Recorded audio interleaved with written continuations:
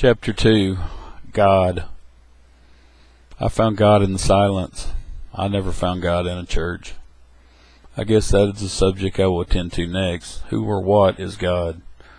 This is one of those taboo subjects, but if you know me at all, you know I talk about all the stuff nobody else does.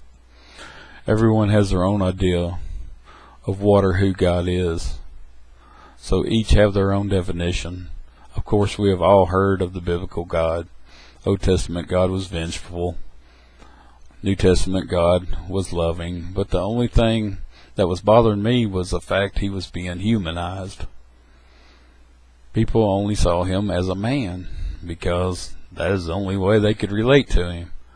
Not only did they humanize him, and I'm only saying him because that was the way the Bible depicted him, they limited how they could experience him because of that. Even people today limit themselves by following what others wrote 2,000 years ago. The books were written by men to men. Why do you think God was a he? Because men were attempting to define God based on themselves and their own egos. What other definition could they come up with based on their limited perspectives? Of course man created God in its own image, not the other way around. Every person creates their own image of what they believe God to be. It is hard for them to imagine beyond the human aspect of self. Therefore, they create for themselves a humanized version of God in order for them to be comfortable with the idea. I myself see God, source, as a frequency that makes up and includes all things. All things, leaves nothing out. Even Tesla and Einstein knew that the universe was based in frequency and vibration. That is a good point as well. The books of the Bible were written based on each individual's perspective as well as personal beliefs during that time and according to their own level of understanding. If I had written this book 10 years ago, my perspective was way different than it is now, as was my definition of God. To be truthful, I do not even like the word God because of all the negative connotations it depicts and the limitations connected to the term. I prefer to call it source. Source is everything.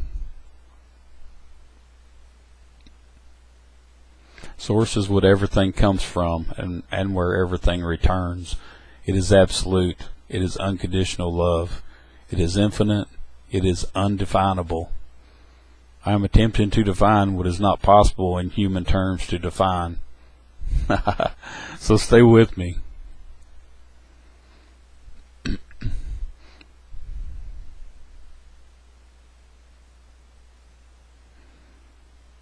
I was always taught that no one in this time and age could see God, and that he only showed himself to the Old Testament prophets such as Moses. This is not true. I have seen God. This was my experience. About 5 years ago, I'd been struggling with financial issues, not unlike anyone else, LOL. But today finally reached this breaking point. I spouted out, "Look, Source God, I need some help with this. This is not funny anymore." I got it all out of my system. Then just went to sleep. I worked thirds, so I laid down around 1:30 that afternoon. About an hour later I awoke when I felt a presence in my room. I looked up and my entire room was filled with a golden light. Then my room ceased to exist. There was nothing but this energy. It was all around me. And it encompassed me like a warm blanket. I will do my very best to describe what I saw. The center was round-shaped, swirling energy, which had an illusion of, or at least gave me the impression of, going on forever. Kind of like those mirrors you look into and see the image repeated over and over again. Similar to that. The edges had an energy as well, but not swirling like the center. The energy came out in waves, pushing away from the center vortex, kind of like those pictures of the sun that we drew as a child, Or at least, that is the first thing I thought of anyway. I was unafraid. I was unafraid. The energy it emanated was familiar. I knew it instantly. It was Source. It was God. It remained for a short time, and I was basking in the loving energy, soaking in every moment. It did not say a word. No thundering voice to show dominance, LOL.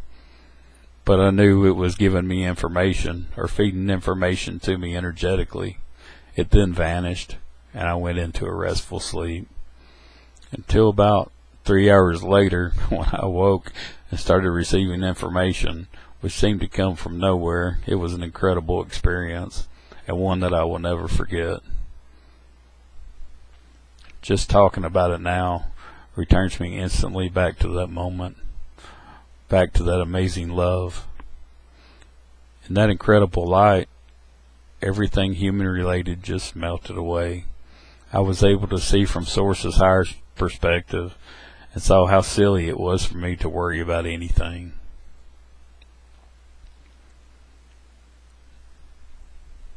God's Source is energy, the energy of all things. It is an energy with consciousness that seeks continual evolvement. Think about that. Everything is made up of atoms. Atoms are pure energy on their deepest level and make up all the matter in this universe as well as all the other universes. It is all energy. We are energy. Source is the same energy. We are not separate. We never have been.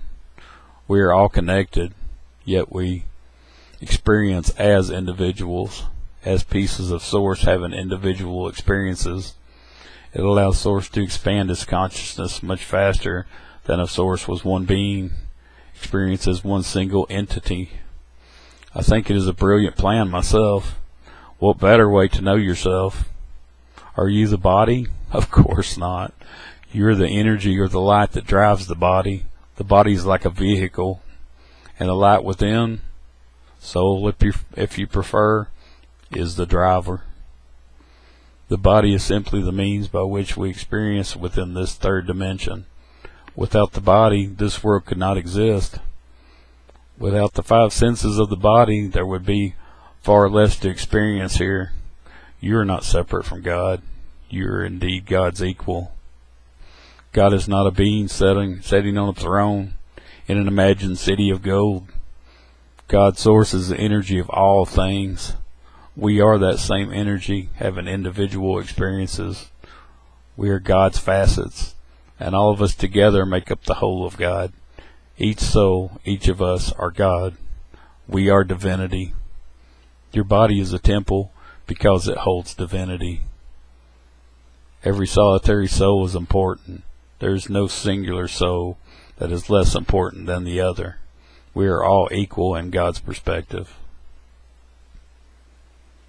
Why then is it so hard as humans to see the great truth?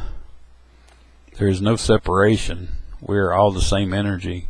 All of us as individual souls, individual facets, not just Earth, but throughout all the galaxies and dimensions as well.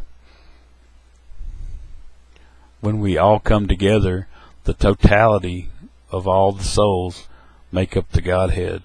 We are one. I am you, you are me, we are one. I don't think I can put it much plainer than that. You are God. Source energy flows through you as you. That is the big secret. That is the big secret organized religion doesn't want you to know. Maybe not so much that they don't want you to know, maybe more like they have forgotten this fact over time, or that the information got changed at some point. Knowing this information would empower you, and the established religion wants you to depend on them for your answers. If everyone knew that they were God, and that God resides inside each of us, then their business of fear and control would end, because there is nothing to be saved from. The need to control anyone is a concept based in fear, low vibration, and if you look around, you can plainly see where that vibration is taking us. The thing is, most people aren't aware they're connected and are unable to see it because they are low vibration, still locked in delusion by fear, and as such, focused only on self and survival. If they were to raise their vibrations, their understanding would raise also. Love is the highest vibration, so at that point, there would be no interest in controlling others because they would understand that in harming others, they would only be harming themselves. Death was never an ending. It is a continualization. At the moment of death, you simply leave the body and go back home to unconditional love. No judgment, because why would God judge itself? The sad thing is, many souls do not go back home. They stay here after death because of the fear of retribution that they have been taught by the church.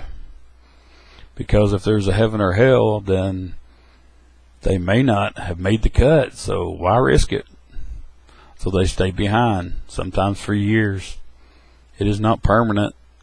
It is their choice. They eventually go back home. We have been the ones that label experiences as either being good or bad, according to what we prefer. It has always been our own judgment, human judgment. Source doesn't judge. Experiences are the way we learn and evolve as souls. There is no judgment and there is no punishment. How would you live your life if you could live it with no fear? You could live your life based in love, and the world would be far different. I feel that is what Jesus came to do, to show us a new way to live based in love instead of fear. His life was never about dying for our sins.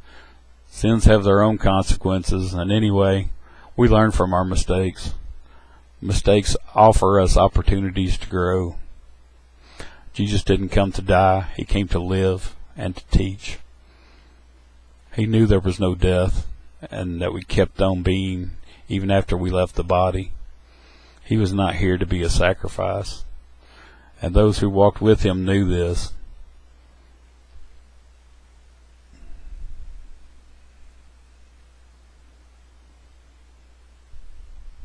And anyway, since there really is no death, then where is the sacrifice? We just go back home. It is as simple as that. I find the whole human sacrifice thing to be barbaric. It is a primitive concept from a primitive time.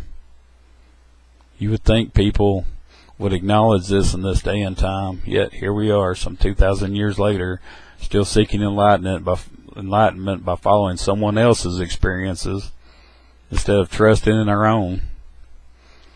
We never needed a book of instructions. We only needed to trust our own inner knowingness and to learn from our own experiences.